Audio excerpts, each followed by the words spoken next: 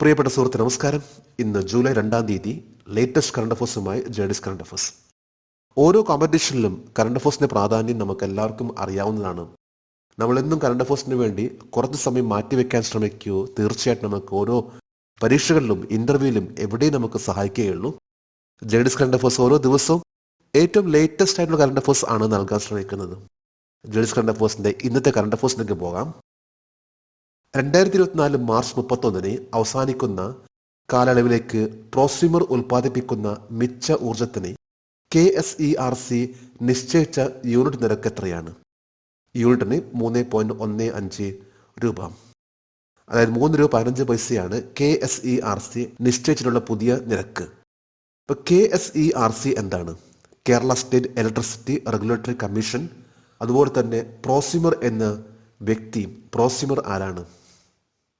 Prosumer എന്നാൽ ഇപ്പൊ നമുക്ക് കാണാൻ സാധിക്കുന്നുണ്ട്, സോളാർ ഉപയോഗിച്ച് കറണ്ട് ഉൽപ്പാദിപ്പിക്കുകയും അത് KSBക്ക് നൽകുകയും ചെയ്യുന്നുണ്ട്. അതായത് നമ്മുടെ വീട്ടിലേക്ക് ആവശ്യമായിട്ടുള്ള കറണ്ട് ഉപയോഗിച്ചതിന് ശേഷം ബാക്കി വരുന്ന കറണ്ട് അത് KSBയിലേക്ക് നമ്മൾ ട്രാൻസ്ഫർ ചെയ്യുന്നുണ്ട്. ആ ഒരു ഉൽപ്പാദനം നടത്തുന്ന വ്യക്തിയാണ് പ്രോസ്യൂമർ എന്ന് പറയുന്നത്. ഇപ്പോൾ ഇതനുസരിച്ച് ലേറ്റസ്റ്റ് ആയിട്ട് പറയുമ്പോൾ ഈ കഴിഞ്ഞ മാർച്ച് 31-ാം തീയതി അവസാനിക്കുന്ന കാലയളവിലേക്ക് പ്രോസ്യൂമർ ഉൽപ്പാദിപ്പിച്ചിട്ടുള്ള ആ ഒരു ഊർജത്തിന് KSERC നിശ്ചയിച്ച യൂണിറ്റാണ് 3 രൂപ 15 പൈസ. KSERC എന്നാൽ Kerala state electricity regulatory commission. 3 രൂപ 15 പൈസ നിശ്ചയിച്ചെങ്കിലും ആ ഒരു തുക നൽകേണ്ടത് കേരള സ്റ്റേറ്റ് ഇലക്ട്രിസിറ്റി ബോർഡ് ആണ്. പ്രോസ്യൂമർ എന്ന ഇലക്ട്രിസിറ്റി കൺസ്യൂമർ അദ്ദേഹം ഉൽപ്പാദിപ്പിക്കുന്ന മിച്ചം വരുന്ന കറണ്ട് അത് KSBക്ക് നൽകുകയും KSB കഴിഞ്ഞ മാർച്ച് 31 വരെയുള്ള കണക്ക് നോക്കുമ്പോൾ 3 രൂപ 15 പൈസ നൽകണമെന്നാണ് കേരള സ്റ്റേറ്റ് ഇലക്ട്രിസിറ്റി റെഗുലേറ്ററി കമ്മീഷന്റെ ഉത്തരവ്. കഴിഞ്ഞ വർഷം ഒക്ടോബർ 1, 2022 മുതൽ മാർച്ച് 31, 2023 വരെ ഇത് 2 രൂപ 69 പൈസയായിരുന്നു. 2023 ഇന്ത്യൻ ജന്തുജാലകങ്ങളിൽ ഏറ്റവും കൂടുതൽ മൃഗങ്ങളെ ചേർത്ത സംസ്ഥാനം കേരളം. കേരളമാണ് ഈ കഴിഞ്ഞ വർഷം ഏറ്റവും കൂടുതൽ ജന്തുജാലങ്ങൾ കണ്ടുപിടിച്ചിട്ടുള്ളതും അതനുസരിച്ച് അത് ഇന്ത്യയിലെ റെക്കോർഡിൽ ചേർത്തിട്ടുള്ള സംസ്ഥാനം എന്ന് പറയുമ്പോൾ അത് ഏറ്റവും ടോപ്പ് ലെവലിൽ വരുന്ന സംസ്ഥാനം എന്ന് പറയുമ്പോൾ അത് കേരളമാണ്. നമ്മൾ സ്ഥിരമായിട്ട് പത്രങ്ങളിൽ കാണുന്ന ഒന്നാണ്, അതായത് വെസ്റ്റേൺ ഗാട്സ് പശ്ചിമഘട്ടത്തിൽ നിന്ന് പുതിയ ഒരു ഇനം ജന്തുവിനെ കണ്ടെത്തിയതും അല്ലെങ്കിൽ പുതിയൊരു ഇനം സസ്യം കണ്ടെത്തിയ കാര്യം എല്ലാം. അതിന് ഓരോ സംസ്ഥാനങ്ങളിലും ഇതുപോലെ തന്നെ പുതിയ പുതിയ ജന്തുക്കളെയും പുതിയ സസ്യങ്ങളെയും കണ്ടുപിടിക്കാനുള്ള ശ്രമം ഉണ്ട്. ഇതനുസരിച്ച് ഏറ്റവും കൂടുതൽ ഫോണ, അതായത് മൃഗങ്ങളെ കണ്ടെത്തിയിട്ടുള്ളത് കേരളമാണ്. 101 പുതിയ അഡീഷൻസ് ആണ് നൽകിയിട്ടുള്ളത്, അതായത് 74 പുതിയ സ്പീഷീസും 27 പുതിയ റെക്കോർഡുകളും. തൊട്ടുപുറകെ വെസ്റ്റ് ബംഗാൾ 72, 3-ാം സ്ഥാനത്ത് തമിഴ്നാട് ആണ് 64. ഇന്ത്യയുടെ ഇപ്പോഴത്തെ കണക്കനുസരിച്ച് 2023 കണക്കനുസരിച്ച് 641 പുതിയ ഇനം ഫ്ലോറ ആൻഡ് ഫോണ, അതായത് മൃഗങ്ങളും പക്ഷികളും ചെടികളും പുതുതായിട്ട് കണ്ടെത്തിയിട്ടുണ്ട്. ഇതിൽ 442 എണ്ണം പുതിയതും 199 സ്പീഷ്യസ് അത് രാജ്യത്ത് ആദ്യമായിട്ട് കണ്ടെത്തിയിട്ടുള്ള ഒന്നാണ്. സസ്യങ്ങളെ കുറിച്ച് പറയുകയാണെങ്കിൽ ഏറ്റവും കൂടുതൽ കണ്ടെത്തിയിട്ടുള്ളത് വെസ്റ്റ് ബംഗാൾ ആണ് 52, തൊട്ടുപുറകെ കേരളം, ഉത്തരാഖണ്ഡ്. ഈ കാര്യം അറിയിച്ചിട്ടുള്ളത് ഈ കഴിഞ്ഞ ജൂൺ 30-ാം തീയതിയാണ് ഇതിന്റെ സൂചിക പുറത്തിറക്കിയിട്ടുള്ളത്. Union environment minister Bhupender Yadav ആണ് ഈ ഒരു പുതിയ സൂചിക പുറത്തിറക്കിയിട്ടുള്ളത്. ഇന്ത്യൻ നാവികസേന പരീക്ഷിച്ച ഏറ്റവും ശക്തമായ ആണവ ഇതര സ്ഫോടക വസ്തുവിന്റെ പേര് സെബെക്സ് 2, the most powerful non nuclear explosive എന്ന് പറയാൻ സാധിക്കും. സെബെക്സ് 2 ഇന്ന് ഇന്ത്യ കണ്ടെത്തിയിട്ടുള്ള ഏറ്റവും പവർഫുൾ ആയിട്ടുള്ള ഒരു പുതിയ നോൺ ന്യൂക്ലിയർ എക്സ്പ്ലോസീവ് ആണ് സെബെക്സ് 2. ഇത് ഇന്ത്യൻ നേവി പരീക്ഷിച്ചു. ഏതാണ്ട് ന്യൂക്ലിയർ ബോംബിന് തുല്യമായിട്ട് അത്രയും പവർഫുൾ ആയിട്ടുള്ള ഒരു പുതിയ എക്സ്പ്ലോസീവ് ആണ് ഇന്ത്യൻ നേവി പരീക്ഷിച്ചിട്ടുള്ളത്. ഇതിലൂടെ വരുന്ന മാറ്റം എന്ന് പറയുമ്പോൾ ഇനി പുതിയ മേഖലയിലേക്ക്, അതായത് ആംസ് ആയിട്ട്, അമ്യൂണിഷൻസ് ആയിട്ട്, പുതിയ എക്സ്പ്ലോസീവ് മേഖലയിലേക്ക് വരാൻ പോകുന്ന വലിയൊരു മാറ്റമായിരിക്കുള്ളൂ ഇത്തരത്തിലുള്ള സെബെക്സ് 2ന്റെ ഒരു വരവ്. സെബെക്സ് 2ന്റെ ഏറ്റവും വലിയ പ്രത്യേകത എന്ന് പറയുമ്പോൾ ഇതിന് അധികം ഭാരമില്ല എന്നതാണ്. അതായത് ഏതൊരു എക്സ്പ്ലോസിന്റെ കൂട്ടത്തിലും ഇതിനെ ഉൾപ്പെടുത്താൻ സാധിക്കുന്ന രീതിയിലുള്ള ഒന്നാണ് സെബെക്സ് 2. ഇത് വളരെ പവർഫുൾ ആയിട്ടുള്ള ഒരു പുതിയൊരു കണ്ടുപിടുത്തമാണ് എക്കണോമിക് എക്സ്പ്ലോസീവ് ലിമിറ്റഡ് EEL കണ്ടെത്തിയിട്ടുള്ളത്.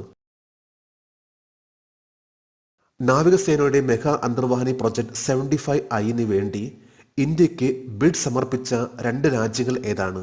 ജർമ്മനിയും സ്പെയിനും.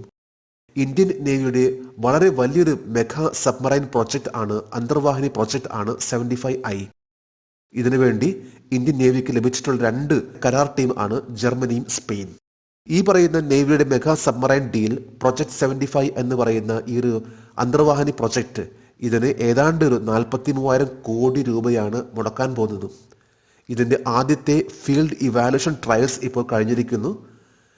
ഇതനുസരിച്ച് രണ്ട് രാജ്യങ്ങളിലെ കമ്പനികളാണ് അന്തർവാഹിനി കപ്പൽ നിർമ്മിക്കാനുള്ള കോൺട്രാക്ട് ഏറ്റെടുക്കുന്നതിന് വേണ്ടി മുന്നോട്ട് വന്നിട്ടുള്ളത്. ഇതിൽ ഒന്ന് ജർമ്മനിയിലെ ടെസൻക്രപ്പ് മറൈൻ സിസ്റ്റം, മറ്റൊന്ന് നവാൻഷ്യ, സ്പെയിനിലെ നവാൻഷ്യയാണ്. അപ്പോൾ ജർമ്മനിയിലെ ടെസൻക്രപ്പ് മറൈൻ സിസ്റ്റത്തിലും സ്പെയിനിലെ നവാൻഷ്യ എന്ന കമ്പനിയിലും ഇപ്പോൾ ഇന്ത്യൻ നേവിയുടെ ഒഫീഷ്യൽസ് സന്ദർശിച്ചിരുന്നു. ഇതനുസരിച്ചിട്ടുള്ള ആ ഒരു ഫീൽഡ് ഇവാലുവേഷൻ ട്രയൽസ് ആണ് ഇപ്പോൾ കംപ്ലീറ്റ് ആയിട്ടുള്ളത്. ഇന്ത്യൻ നേവിക്ക് വേണ്ടി ജർമ്മനിയുടെ ടെസൻക്രപ്പ് മറൈൻ സിസ്റ്റം ഇന്ത്യയിലെ Mazagon dock ship builders limited ആയിട്ടുള്ള പാർട്ട്ണർഷിപ്പിലാണ് നിർമ്മിക്കാൻ വേണ്ടി മുന്നോട്ട് വന്നിട്ടുള്ളത്. അതായത് Mazagon dock ship builders limited ഇത് മുംബൈയിലാണ്.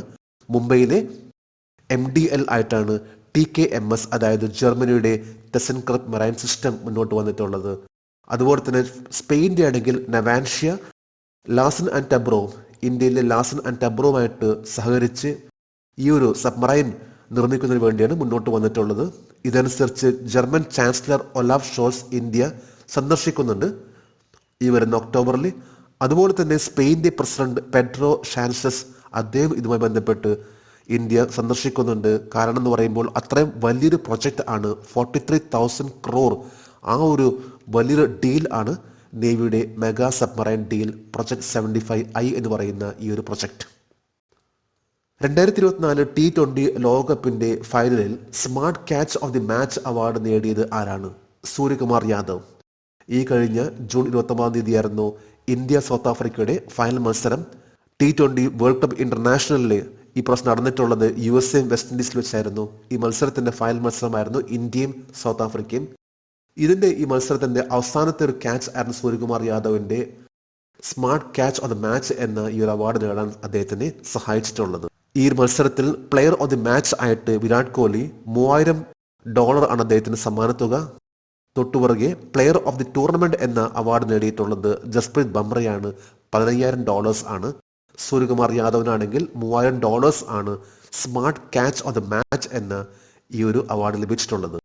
ഇന്ത്യൻ സ്ക്വാഡിലെ ഓരോ പ്ലെയേഴ്സിനെയും ഏറ്റവും കുറഞ്ഞത് 5 കോടി രൂപയെങ്കിലും ലഭിക്കുമെന്നാണ് പറയപ്പെടുന്നത്. അതുപോലെ തന്നെ റിസർവ് പ്ലെയേഴ്സിനും സപ്പോർട്ടിംഗ് സ്റ്റാഫിനാണെങ്കിൽ ഓരോ വ്യക്തിക്കും 1 കോടി രൂപയാണ് ലഭിക്കാൻ പോകുന്നത്. വിജയിച്ചപ്പോൾ തന്നെ BCC ഇന്ത്യൻ ടീമിന് 125 കോടി രൂപ പാരിതോഷികമായിട്ട് പ്രഖ്യാപിക്കുകയും ചെയ്തിരുന്നു. 2024 ഡിങ് ഗുഗേഷ് തമ്മിലുള്ള ലോക ചെസ് ചാമ്പ്യൻഷിപ്പ് മത്സരത്തിന് ആതിഥ്യം വഹിക്കാനുള്ള അവകാശം നേടിയ രാജ്യം സിംഗപ്പൂർ. ഡിങ് ഗുഗേഷിന്റെ ഒരു മത്സരം നടക്കാൻ പോവുകയാണ് ഈ വരുന്ന നവംബർ 20 മുതൽ ഡിസംബർ 15 വരെ നടക്കാൻ പോകുന്ന ഫിഡെ വേൾഡ് ചാമ്പ്യൻഷിപ്പ് മത്സരം ഇതിന്റെ ആതിഥ്യം വഹിക്കാനുള്ള അവകാശം ലഭിച്ചിട്ടുള്ളത് സിംഗപ്പൂരിനാണ്. ഈ കാര്യം പ്രഖ്യാപിച്ചിട്ടുള്ളത് ഫിഡെ ഈ കഴിഞ്ഞ ദിവസം, അതായത് 2024 ജൂലൈ 1 ചൈനയുടെ ഡിങ് ലിറൺ ആണ് ഇപ്പോഴത്തെ വേൾഡ് ചാമ്പ്യൻ. ഇപ്പോഴത്തെ വേൾഡ് ചാമ്പ്യൻ ആയിട്ടുള്ള ഡിങ് ലിറണും ചെന്നൈയിലെ 18 വയസ്സുള്ള ഡി ഗുഗേഷ് തമ്മിലുള്ള മത്സരമാണ് വരാൻ പോകുന്ന നവംബർ 20 മുതൽ നടക്കാൻ പോകുന്നത് സിംഗപ്പൂരിൽ. ഈ ഒരു മത്സരം നടത്തുന്നതിന് വേണ്ടി ചെന്നൈ ശ്രമിച്ചിരുന്നു, അതുപോലെ തന്നെ ന്യൂഡൽഹിയും. എന്നാൽ സിംഗപ്പൂരിനാണ് ഈ മത്സരത്തിന്റെ ആതിഥ്യം വഹിക്കാനുള്ള അവസരം ലഭിച്ചിട്ടുള്ളത്. ഫിഡെ ആദ്യമായിട്ടാണ് സിംഗപ്പൂരിൽ വെച്ച് ഇത്തരത്തിലുള്ളൊരു മാച്ച് നടത്താൻ പോകുന്നത്. ഈ കാര്യം അറിയിച്ചിട്ടുള്ളത് ഫിഡെയുടെ ഇപ്പോഴത്തെ പ്രസിഡന്റ് ആയിട്ടുള്ള അർക്കാഡി ഡോർക്കോവിച്ച്.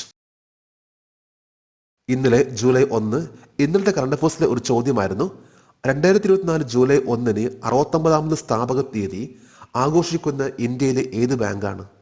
ഇതിന്റെ ഉത്തരം SBI, സ്റ്റേറ്റ് ബാങ്ക് ഓഫ് ഇന്ത്യയാണ്. ഇന്നലെ ജൂലൈ 1 69ാമത്തെ ഫൗണ്ടേഷൻ ഡേ ആഘോഷിച്ചിട്ടുള്ളത്. 1955 ജൂലൈ 1 SBI സ്ഥാപിതമായിട്ടുള്ളത്. SBIയുടെ ഹെഡ്ക്വാർട്ടേഴ്സ് ആണ് മുംബൈ. SBIയുടെ ഇപ്പോഴത്തെ ചെയർപേഴ്സൺ ആണ് ദിനേശ് കുമാർ ഖാര. ജേർണലിസ്റ്റ് കറണ്ട് അഫയേഴ്സിന്റെ ഇന്നലത്തെ ഈ ചോദ്യത്തിന് മറുപടി നൽകിയിട്ടുള്ള ഓരോരുത്തർക്കും ജേർണലിസ്റ്റ് കറണ്ട് അഫയേഴ്സിന്റെ ആശംസകൾ. നമുക്ക് ഇന്നത്തെ കറണ്ട് അഫയേഴ്സ് ഒന്നുകൂടി റിവൈസ് ചെയ്യാം. 2024 മാർച്ച് 31 അവസാനിക്കുന്ന കാലയളവിലേക്ക് പ്രോസ്യൂമർ ഉൽപ്പാദിപ്പിക്കുന്ന മിച്ച ഊർജത്തിന് KSERC നിശ്ചയിച്ച യൂണിറ്റ് നിരക്ക് എത്രയാണ്? യൂണിറ്റിന് 3.15 രൂപ. 2023 ഇന്ത്യൻ ജന്തുജാലകങ്ങളിൽ ഏറ്റവും കൂടുതൽ മൃഗങ്ങളെ ചേർത്ത സംസ്ഥാനം കേരളം. ഇന്ത്യൻ നാവികസേന പരീക്ഷിച്ച ഏറ്റവും ശക്തമായ ആണവ ഇതര സ്ഫോടക വസ്തുവിന്റെ പേര് സെബെക്സ് 2. നാവികസേനയുടെ മെഗാ അന്തർവാഹിനി പ്രോജക്ട് 75I വേണ്ടി ഇന്ത്യക്ക് ബിഡ് സമർപ്പിച്ച 2 രാജ്യങ്ങൾ ഏതാണ്? ജർമ്മനിയും സ്പെയിനും. 2024 T20 ലോകകപ്പിന്റെ ഫൈനലിൽ smart catch of the match award നേടിയത് ആരാണ്? സൂര്യകുമാർ യാദവ്.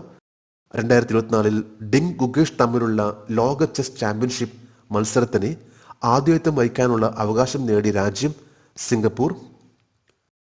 ഇന്ന് ജൂലൈ 2. ഇന്നത്തെ കറണ്ട് അഫയേഴ്സിലെ ഒരു ചോദ്യമാണ്. The power of judicial review in India lies with which court? ഇന്ത്യയിലെ ജുഡീഷ്യൽ അവലോകനത്തിന് അധികാരം ഏത് കോടതിക്കാണ്? 3 ഓപ്ഷൻസ് ആണ് ഉള്ളത്. ഈ ചോദ്യത്തിന്റെ ഉത്തരം അറിയാമെങ്കിൽ ഇന്നത്തെ കറണ്ട് അഫയേഴ്സിന്റെ കമന്റ് ബോക്സിൽ രേഖപ്പെടുത്തുവാൻ അഭ്യർത്ഥിക്കുന്നു. നാളത്തെ കറണ്ട് അഫയേഴ്സിൽ ഇതിന്റെ ഉത്തരം ഉണ്ടായിരിക്കും. ജഡ്സ് കറണ്ട് അഫയേഴ്സ് ഓരോ ദിവസവും ഏറ്റവും ലേറ്റസ്റ്റ് ആയിട്ടുള്ള കറണ്ട് അഫയേഴ്സ് ആണ് നൽകാൻ ശ്രമിക്കുന്നത്. ജഡ്സ് കറണ്ട് അഫയേഴ്സിന്റെ ഇന്നത്തെ ഈ വീഡിയോ കണ്ടിട്ട് ഇഷ്ടപ്പെടുകയാണെങ്കിൽ ഈ ചാനൽ സബ്സ്ക്രൈബ് ചെയ്യാനും ഷെയർ ചെയ്യാനും മറക്കരുത്. നമുക്ക് നാളെ വീണ്ടും പുതിയ കറണ്ട് അഫയേഴ്സുമായിട്ട് കാണാം. Thank you very much.